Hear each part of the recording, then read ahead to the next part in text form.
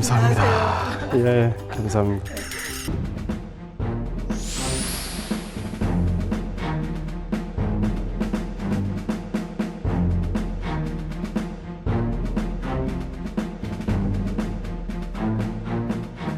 의원님만의 독서 비법이라면 어떤 게 있을까요?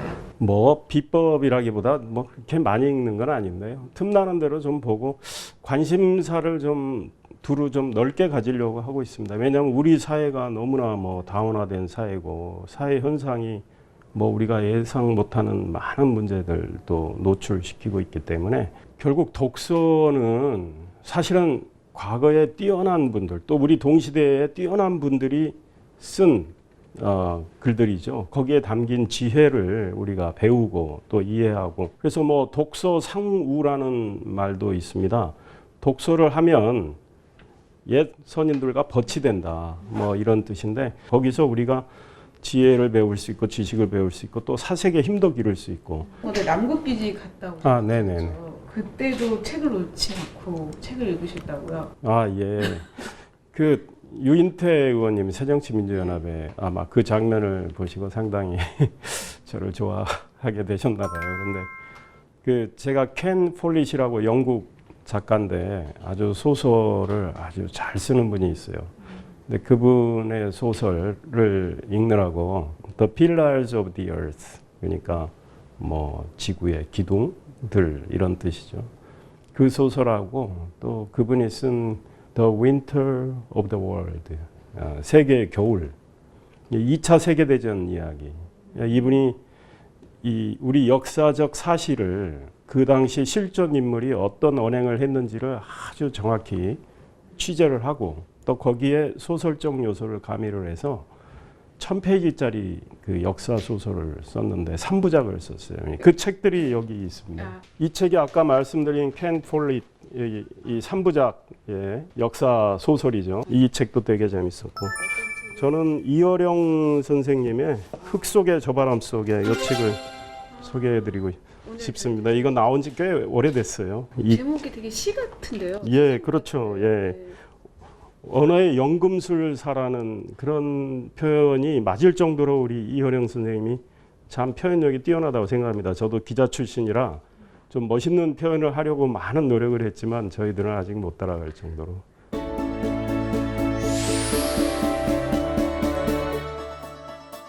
제가 이 책이 거의 나온 직후에 읽었던 것 같아요. 우리 한국의 문화, 한국인의 어떤 풍속, 속성, 버릇, 습관 이런 거에 대해서 장점, 단점을 다 망라해서 쓴 일종의 우리 한국 문화에 대한 하나의 천착 이런 글의 모음이죠. 그래서 글이 딱딱하지 않고 읽기 쉽고 글을 읽으면서 그랬구나, 맞아, 이렇지 이런 생각이 들게끔 하는 그런 글인데 그걸 모아서 이제 2000년대 초반에 책을 이렇게 냈습니다.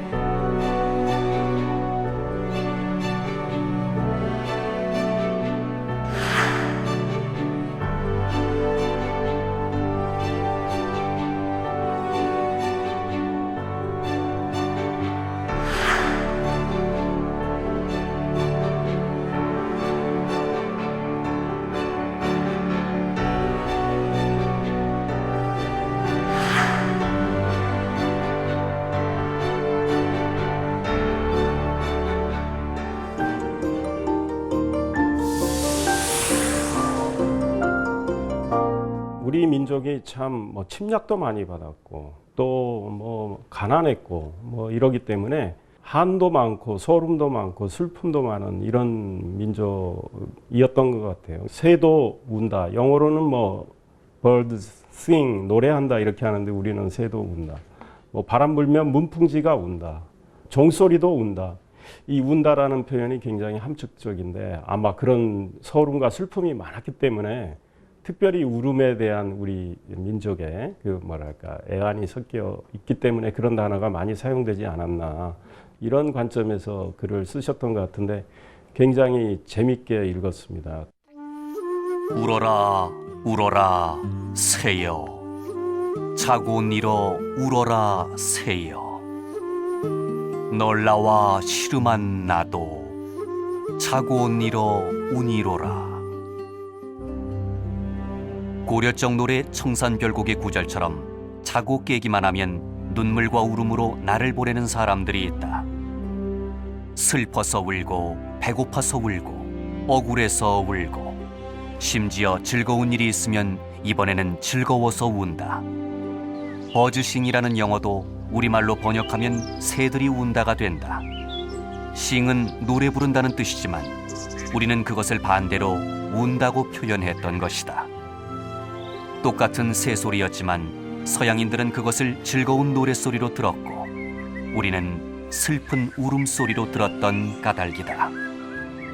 또 한편으로 우리가 먹는다라는 걸 많이 쓰는데 역시 배가 고팠기 때문에 먹는 게 중요하고 뭐 금강산도 식후경이듯이 그래서 뭐 욕도 먹는다, 나이도 먹는다 이렇게 참 그래서 우리 한국말이 또 그게 매력인 것 같아요. 그런 관점에서 어떤 역사적, 상황적, 맥락적 이런 관점에서 이분이 관찰을 참 뛰어나게 하셨구나 이런 생각이 듭니다. 아무리 언어가 풍부한 나라라 할지라도 쓰고 씁쓸하고 쓰디쓰고 또 달고 들큼하고 달콤하고 달짝지근하고를 구별할 영광을 누리지 못한다. 오직 우리만이 그 복잡한 혓바닥의 미각을 언어로 가려 나타낼 뿐이다. 먹는다는 말부터가 얼마나 다양하게 쓰이는 것일까. 사람의 성격을 평가하는데도 싱거운 놈, 짠 놈, 매운 놈이라고 한다. 결국 우리의 서름은 정신적인 것보다 육체적인 데서 오는 것.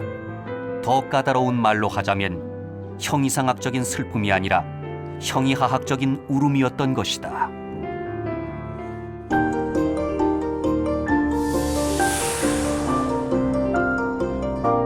우리가 뭐 출세 몇 가지 요건 하면 한자로 뭐 표현하라 해서 이런 우스개도 있잖아요. 뭐 꿈, 끼, 끈, 뭐 등등. 과거에 선조들이 살았던 모습을 보면 참 끈이라는 게 일단 물리학적인 측면에서 본다면 우리가 초가집에 주로 살았는데 초가집도 다 볏짚을 이렇게 끈으로 이었고 우리가 입은 의복이 옷걸음도 그렇고 다 끈이란 말이죠. 이런 끈의 문화는 서양에는 단추, 버튼 문화하고 좀 너무 다르죠. 지금은 우리가 이제 실생활에서는 버튼의 문화로 왔는데 우리의 관계적 문화랄까 사회생활은 여전히 끈이 중요한 것 같아요.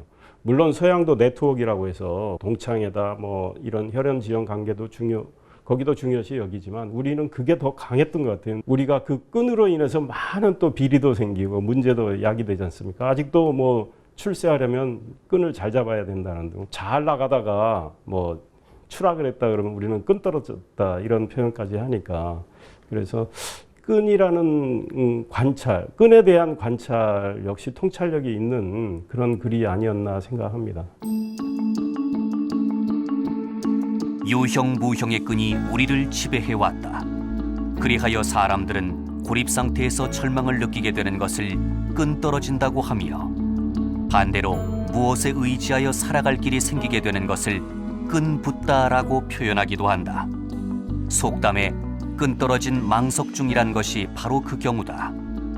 또한 끈덕지고 질긴 것을 일러 끈질기다라고 한다.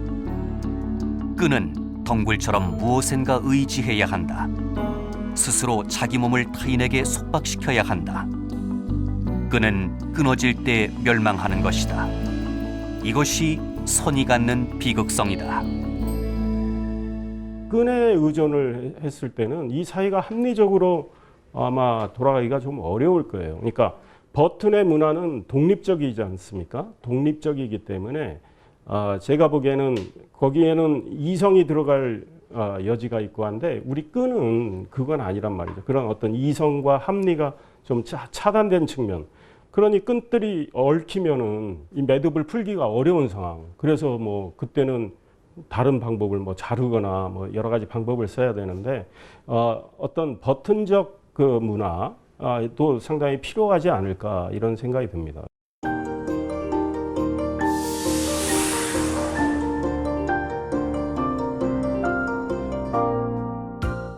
어느 잉글랜드 사람이 손님을 청했다. 한 명은 아일랜드 사람이며 또 한 명은 스코틀랜드 사람이었다.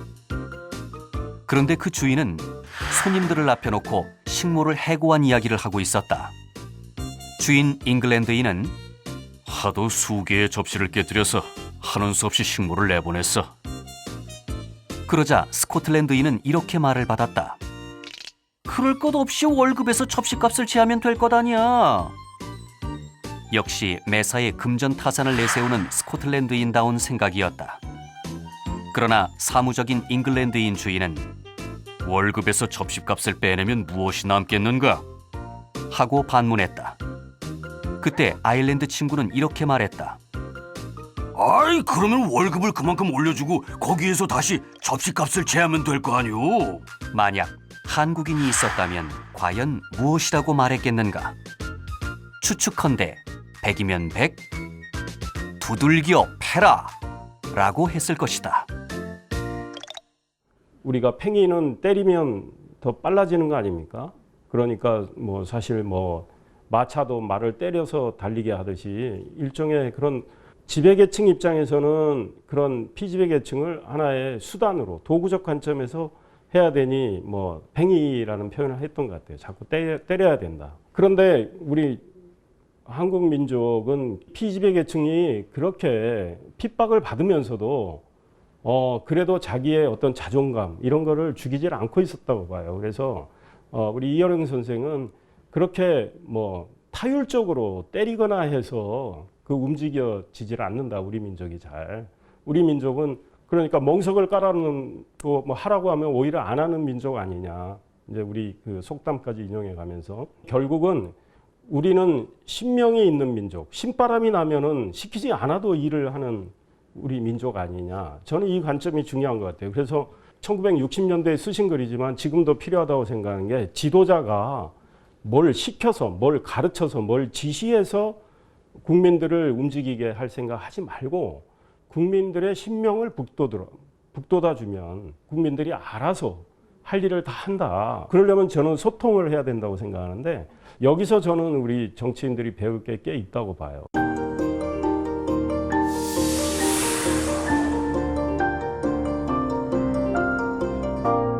제가 읽었던 것 중에 기억나는 건 우리 눈치 문화. 우리가 너무 눈치를 본다.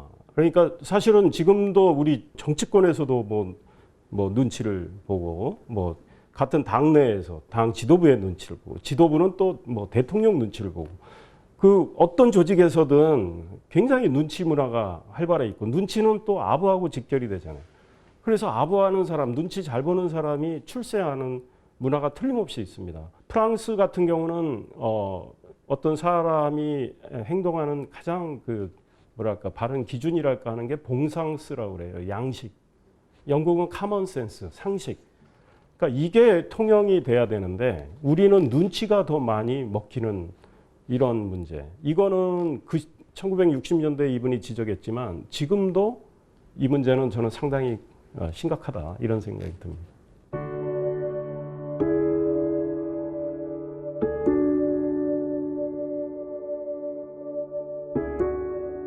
쭉 이어져 왔던 우리 하나의 습관, 버릇, 뭐 그게 좋든 나쁘든 이런 것들이 많이 담겨 있기 때문에 우리의 내면 또 우리 선조들이 겪었던 어떤 역사와 상황과 한과 아픔과 이런 것들을 또 이해할 수 있는 좋은 아마 자료가 아닐까 생각이 들고 뭐 눈치다 끈이다 이런 거에 대해서 지적을 했지만 지금 우리한테 그대로 이어져 오는 게 있고 또 우리 내면에 알게 모르게 박혀 있는 게 있고 이런 것들에 대해서 우리가 우리 젊은 층이 또 뭐 30대에 또 생각을 해볼 수 있는 그런 글들이 아닐까 싶어서 이 글은 아주 어려운 글이 아닙니다. 그래서 굉장히 편하게 읽을 수 있는 글이기 때문에 금세 읽을 수 있고 또 금세 이해할 수 있고 이런 책이기 때문에 적극 권하고 싶습니다.